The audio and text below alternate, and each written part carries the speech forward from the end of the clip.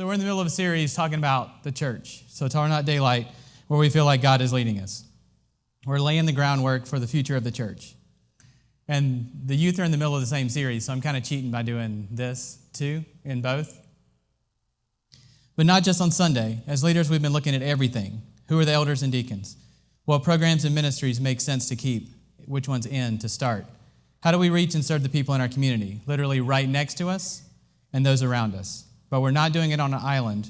We're inviting you, all of you, to participate and come alongside of us and be part of it. So H talked about service a few weeks ago. And he asked for volunteers to be on a service team to help direct how our church does service over the long term and short term. We had our first meeting over pizza, of course. Right? That's brain food. And it was really good, the meeting and the pizza. We laid out a plan for the rest of the year, ways to serve both inside and outside the church. There's even one starting today, so stay tuned. Today, I get to talk about another pillar. I get to talk about the pillar of study. So, I could talk on this for days. Like, the hardest part for me this week was getting it down to just an hour. So really, this is going to be crazy, trying to get all this info. So I had to figure out what I'm going to talk about, what I want to focus our time on, especially if we're talking about what's coming next, right? So what do I really want to get in your heads? What does God really want you to know about what's coming up in the next season? So let's talk about study. Who knows the catchphrase? What's our catchphrase? No question off the table. Thank you. That took longer than it was supposed to. So what's our catchphrase for the pillar of study? No questions off the table. So what we're trying to do is create this atmosphere, right? To where you can ask the question. Just ask the question. It was cool during the worship. I'm sitting with a couple of my youth, and they were like, what does gyra mean? Right? How many of you had to look it up? Right? That's the kind of thing we want. We want you to ask those questions, right? So it was cool that we got to actually see that happen. So they leaned over in the middle of worship and asked me, and I told them, because I had to look it up too. As a reminder, I'm sure I already knew that, right? At some point. So let me put my cards on the table, and I'll make the case as I go. The study pillar to me is about growth, right? It's about taking the next step. It's about getting people to their next step. So a lot of the stuff that I talk about in my personal life, not just in church, but it's like, what can we do to get people to that next place, right? Whatever their next step is. So that's what I'm going to talk about today, is getting people to that next step. I believe it's a disservice, especially as leaders, if we leave people and we let people stay where they are. But it doesn't just fall on the leaders. You as a brother and sister or friend have a responsibility, and so does the individual. No one can make anyone change. So let's start with this. So this is what I do with the youth. We pull out 3 or 4 verses and we're talking about the topic, and we just read those verses and see what it says. And at the end, we kind of sum it up and kind of talk about it from there. But we start with this because, number one, we teach them how to look up the verses in the Bible. The other thing is it gets them reading the Bible. So this isn't stuff that I'm just coming up with. Like, some of the verses are easy to handle. Some of them are hard to struggle with, but that's where the questions come in, right? But that's where we start. So Jesus is telling a story, a parable, comparing himself to a good shepherd. This passage is packed with crazy things, super amazing things. He talks about how much he loves the sheep and how he's going to lay down his life for them. And right in the middle, he drops this bomb. The thief comes to steal, kill, and destroy. But I've come that you may have life and have it to the full. We believe you around here that Jesus is the way, the center of our centered set, right? We talked about that a few times. That's why he came. Life. The reason we should be pointing to Jesus, life.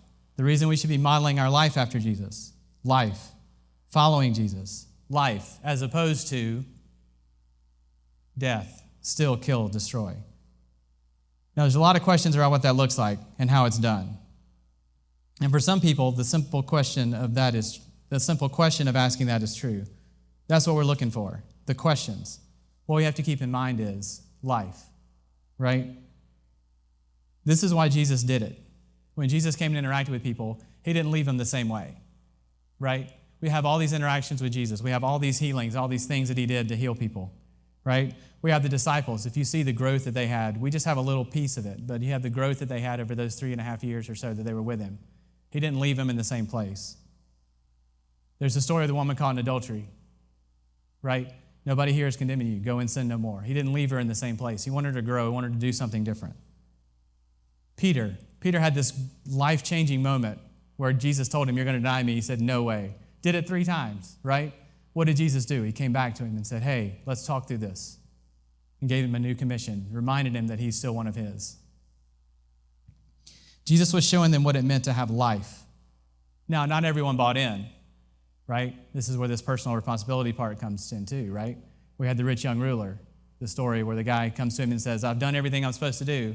How can I have eternal life? And Jesus looks at him and says, he knew his heart and said, here's what you lack. Like, give up everything. For that guy, Jesus knew his money was so important, his position was so important to him that he couldn't give it up to follow him.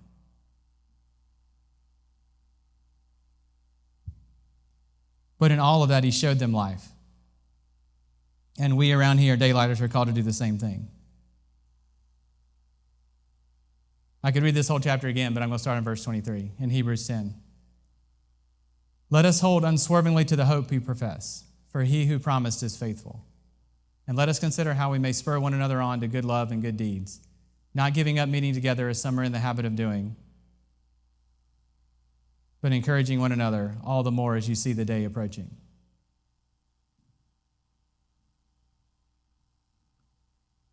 Spur one another on. What does that picture come up with, right? What is the spur? Right? That doesn't sound pretty, right? Here's the thing. We're supposed to push each other toward life, right? Like that's one of the things we're supposed to do for each other.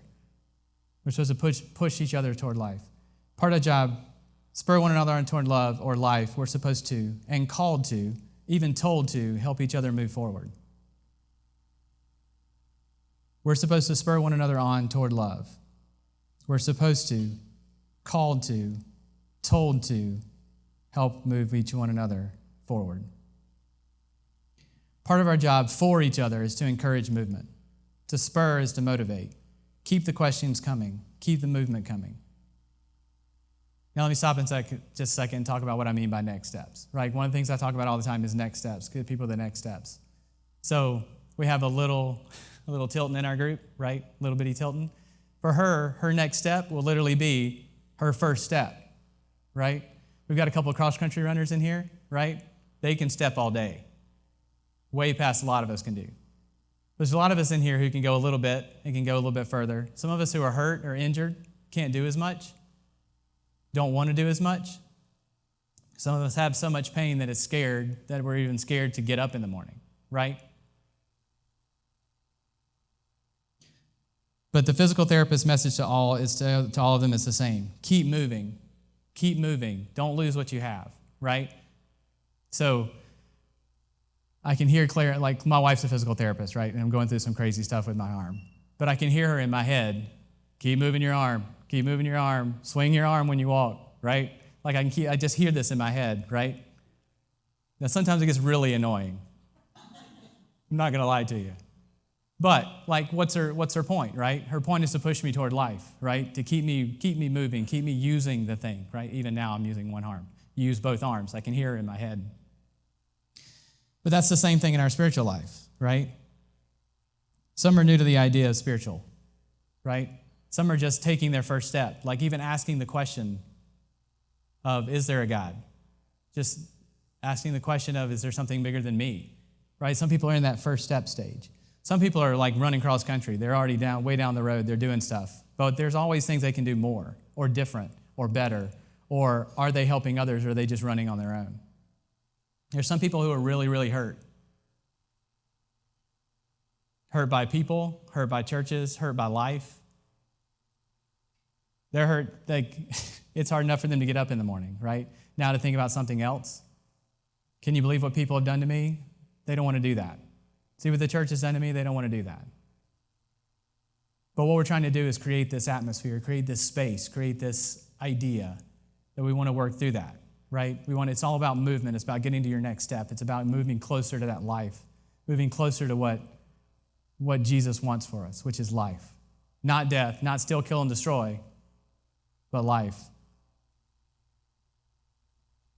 Now, there are helpful ways to spur people on, and there are non-helpful ways, right? Claire annoying me with her voice in my head, she can do that because, number one, she's a specialist, right? But number two, she's built up that equity with me. She and I, I know that she has her best for me. I've seen so many people who are hurt by I'm just speaking the truth in love. I can say whatever I want as long as I say, but I love you.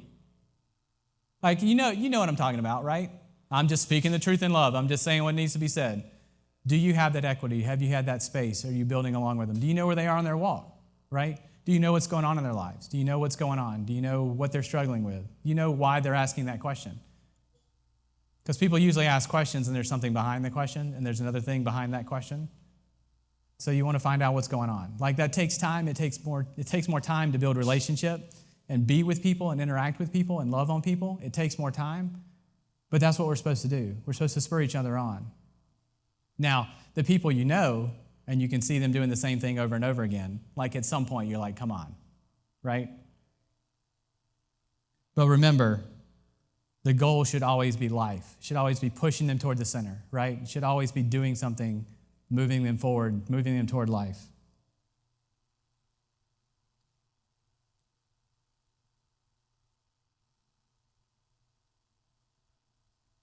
So Christ himself gave the apostles, the prophets, the evangelists, the pastors and teachers to equip his people for works of service, so the body of Christ may be built up, till we all reach unity in the faith and in the knowledge of the Son of God and become mature, attaining to the whole measure of the fullness of Christ.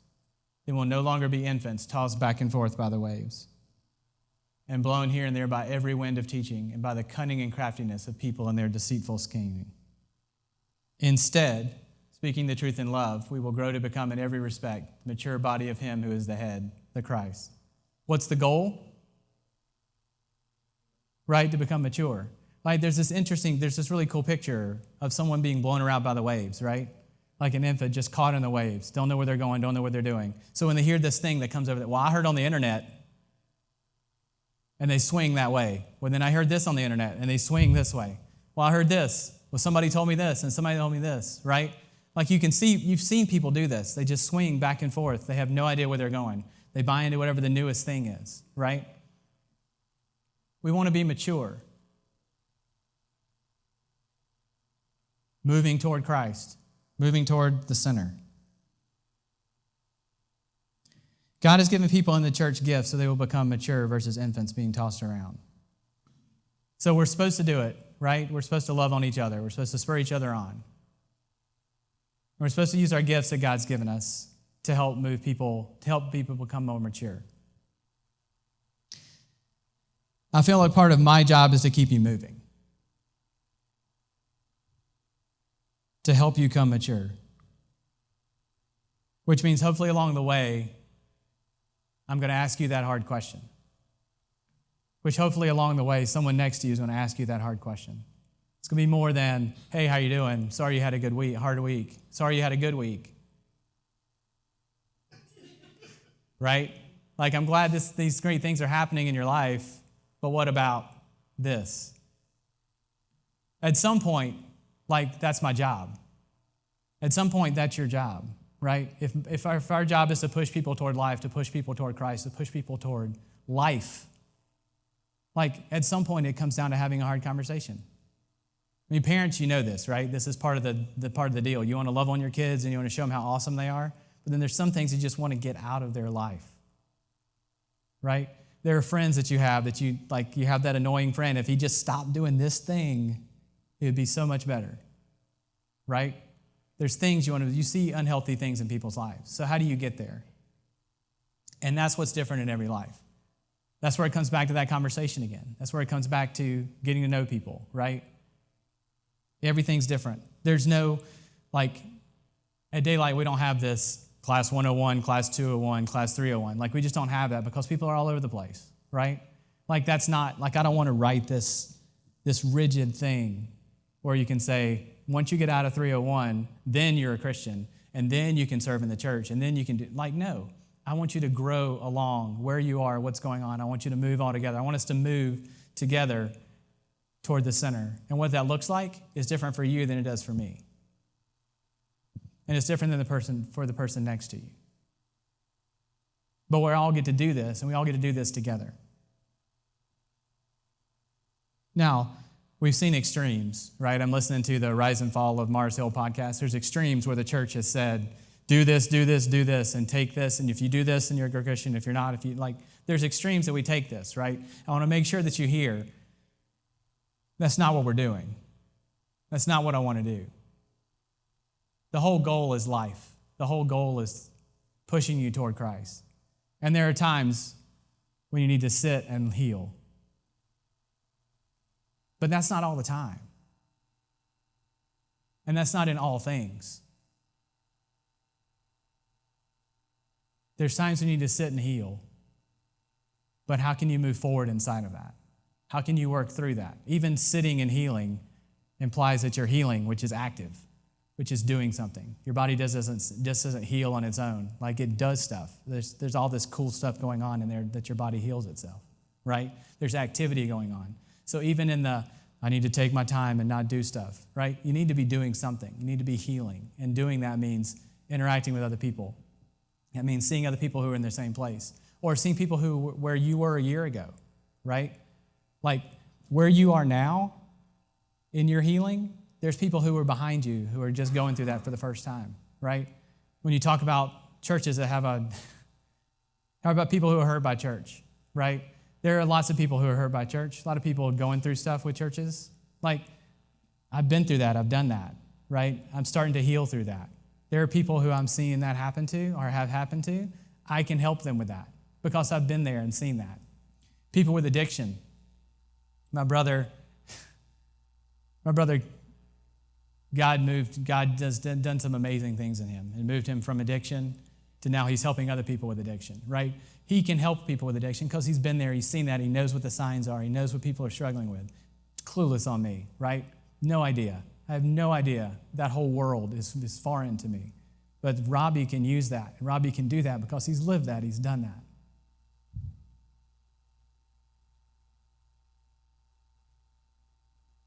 Other churches have no accountability, and there's nothing.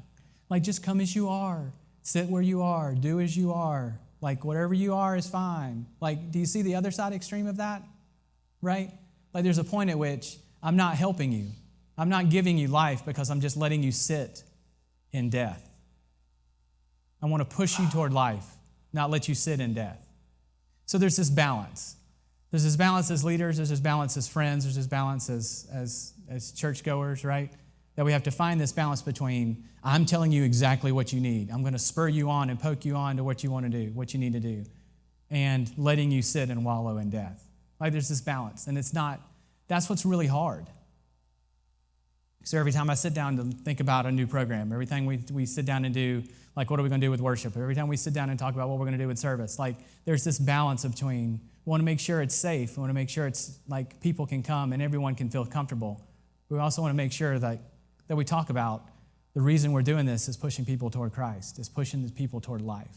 Because that's the goal, that you will have life and have it to the full.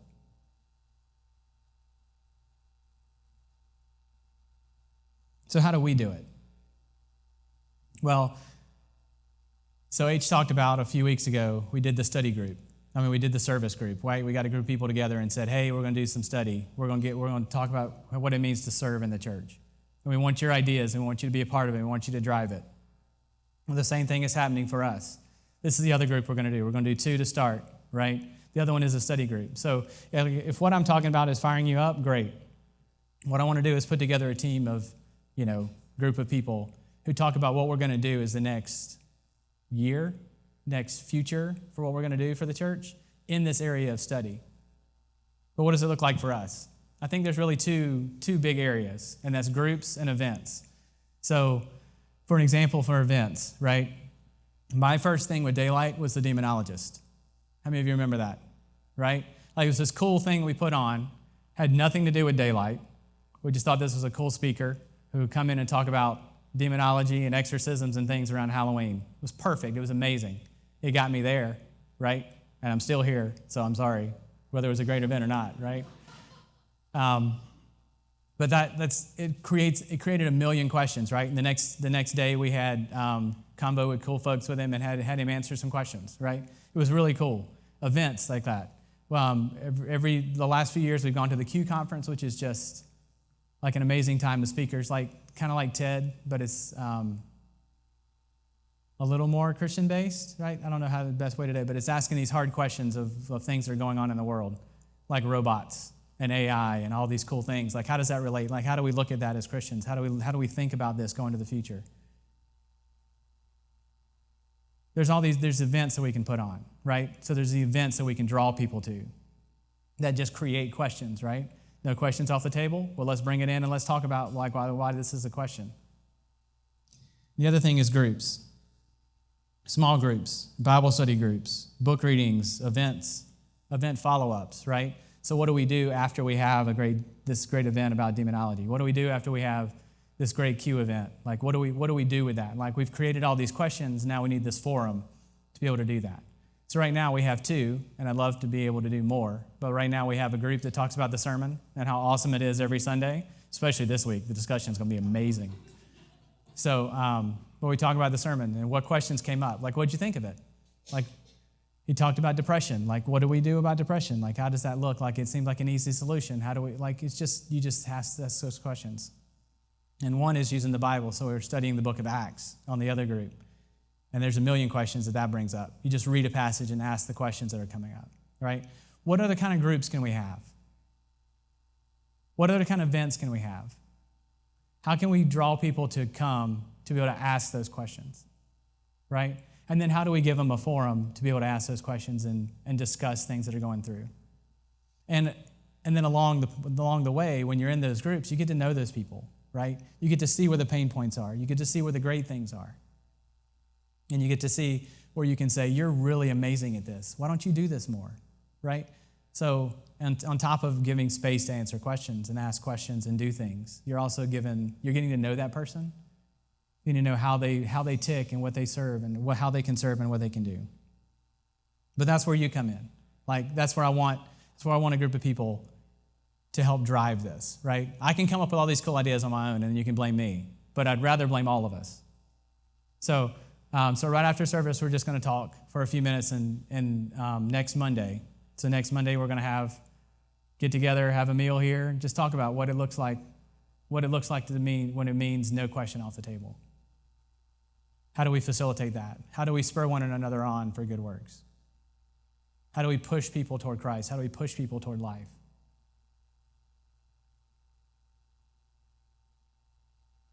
So please come out and join us, because that's what we need. Like, we need that group of people who will do that.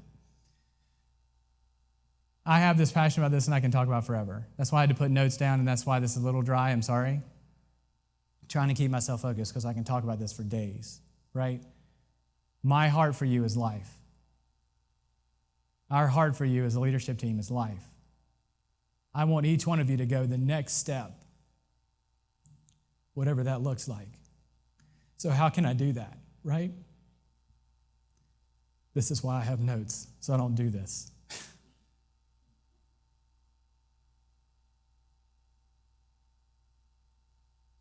What does it look like to have a church of people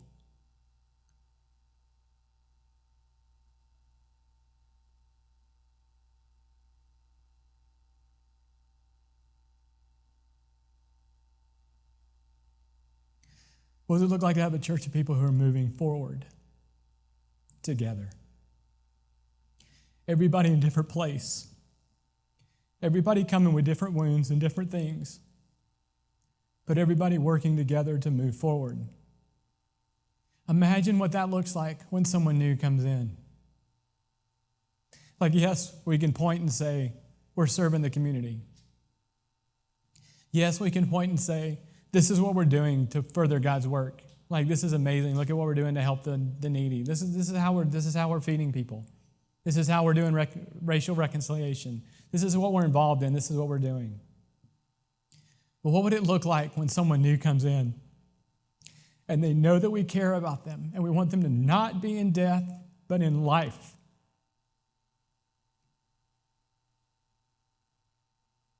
What would that look like as a church? if we were pushing people toward life, no matter where they came in, no matter what they look like, no matter what they feel like, no matter like if they even hate the idea of organized religion, what if we were helping push them toward life with everything we do? Everything we do. That's what I want us to do. That's my heart. That's why I'm here. It's because Daylight gives a great opportunity to do that. Because we don't mind if people ask us weird questions. We don't mind if you're broken.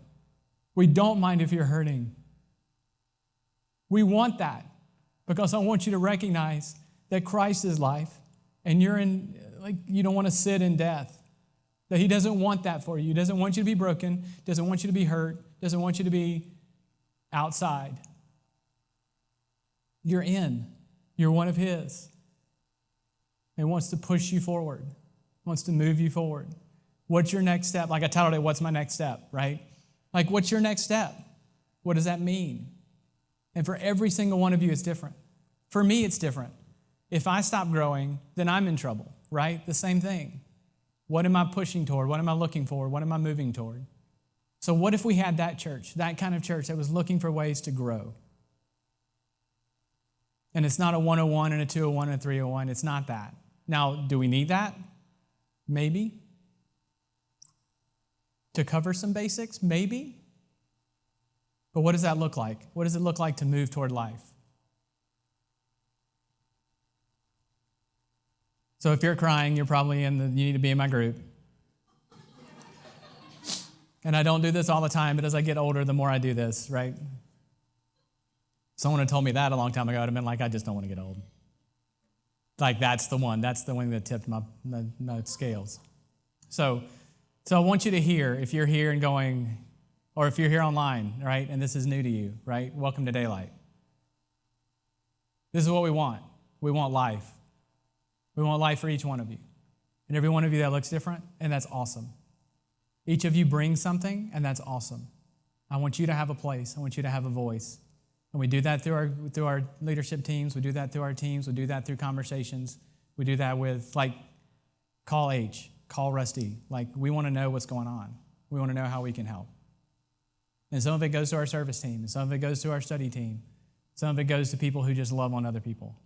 And some of it never comes to the pastors because they've got people in their lives already that they can just call and say, my day sucks. And that's what I want to create. Right? I want to create a space where someone can lean over in the middle of the worship song and go, what is Jireh? And that person stops and says, let me look it up. I've got my phone out. I don't know either. And it's in the middle of the worship set. Who cares? Let's look at the question. Let's take the time and look at it. I'd rather have that happen than someone go, shh. How would my youth have reacted if I looked over and said, shh? Instead of answering that question. That's what I grew up in. I grew up in, be quiet, we'll talk about this later. Well, at that time, I didn't care. By the time church was over, I even forgot that I even had a question if I was still awake. So you see my vision? You see where we're going? You see what we want to do? I want you to be a part of it. And whether it's officially on the team or if you're not in a group, this is what we do in groups, not crying. I mean, we have cried in groups. That happens. But what we do is we get to know each other, and we get to know each other and grow. We get to grow together. Hey, a couple announcements. And one, so Rusty mentioned how we met as a service team talking about the future of Daylight and how we're going to reach out to our community and how we're going to reach out to others. And one of the things we came up with was serving the church. And we've talked about ministering and blessing particular people within the church. But the work day in the back, which is September 11th, is one of those days that's coming up. And we just decided that building the church and a community center that we can rent out affordably and make it an excellent place is worth investing in. And so I want to encourage you to show up September 11th at 10 a.m. and just help us burn brush piles, haul wood off, spray Roundup, all the good stuff that needs to happen. If you would put that on your calendar, we'd appreciate it. But we also talked about service projects, and we've got this Tony Evans event coming up, and that's on September 17th in the evening at New Life Church. But that day, we're hosting the pastor's lunch in here. So Tony Evans is going to speak and field questions for about 160 church leaders in the community, and it's going to be a wonderful event. But we were trying to figure out a way to make that great. And somebody asked me during that meeting, as a pastor, what would be meaningful to me, and as I'm going to talk about in just a moment, we'll get to it. The COVID couple of years have been very, very challenging as church leaders. It's just, even this morning, I got an email this morning from somebody saying, hey, we need to look at the data and start talking about our kids' ministry and stuff, and we're going to talk about that in a moment. But then we're also going to have people in the room that are going to say, there's even people that think that this is nothing to be concerned about, that you just need to get vaccinated and you're going to be okay. And there's people on all sides of the aisles. And even now, there's tension building in the room as I even mention all that stuff of people going, I don't believe that. Oh, I believe that. Oh, I agree with that. And it's very challenging. So I say all that to say it's been a very difficult couple of years for church leaders. And one of the things that I think would be really beneficial that we did for teachers at Price Elementary recently would be that each time when these pastors sit down at our tables, that there's a personalized letter waiting for them, encouraging them. Just saying something from a human being to another human being that says, hey, we know it's been a hard time. We know it's been challenging. We know your work is difficult, but we want to let you know that what you do is important. And there's 1,000 ways you can express that. There's 1,000 ways you can phrase it, and you can do it as you. And so we decided that as our first service project since the meeting, we're going to do that right here, right now, in the building. And so we have a collection of cards in the back. Kylie and Aiden Michael have them at this table back here. So that's the service project. Is we're going to ask you. There's pins in the back of the seats. We're going to ask you to fill out a couple of those. Now, we're also addressing the COVID concerns. The Delta variant has now hit Kentucky pretty hard, and if you watched, I confess that until this morning I was a little bit out of the loop and had to do some quick research, and now there's 10 children in Kentucky that under the age of 12 that are in the ICU or have been admitted to hospitals. I'm sorry. This variant seems to affect kids more and easier, and so we don't want to be in the middle of a pandemic. We don't know all the answers, and sometimes it's hard to know who to trust and which numbers to believe. But we're going to talk about this as a staff tomorrow night as to where we go from here, if we're going to make any changes. I notice a lot more of you are masked in here today than you were last week, and that's great, and we appreciate that. And we also understand the people that say the masks don't help because people fiddle with them all the time and it causes problems. And so we're going to talk about what decisions we're going to make as a church this coming Monday. With that said, one of the things that's going to be on the table is this post-service meeting eating time that we've been doing where we have snacks, and we still have them today. But I say all that to say some of you today are ready to get out the door and not make contact with other human beings, and we understand that, and we can appreciate that. Some of you think, well, I'm vaccinated, you're vaccinated, we can sit across the table from you, masked or not masked, or stay. So some people think differently, and we want to create that space today before we have these conversations because we haven't made any official decisions. And so if you want to stick around, there's food back there. You can stick around and chat with each other. If you're the kind that wants to beeline for the door, we respect it and appreciate that as well. What's that? Well, that's my next point. So now with us talking about the service project, how do we accomplish that? You have two options. One, you can fill out a couple of cards today and just leave them on the table as you leave. Or you can take a couple with you and fill them out and bring them back next Sunday. But we have 180 cards for 160 pastors. So if a bunch of you take cards and don't bring them back, then we're stuck with people at the table that don't have a card. And so only take cards if you will, for sure, fill them out and bring them back. We're gonna hit our online audience. We're trying to look at ways that we can get our online audience more incorporated into the service projects we're doing in our service team. So if you're still watching online, I don't even know if the live feed's still on. If you're still watching online or if you're watching this recorded, understand that you can go to mydaylightchurch.com and sign up for the study team, and maybe we can Zoom you in. We've got options here. So that was a lot to say. COVID is confusing. We're going to talk about it.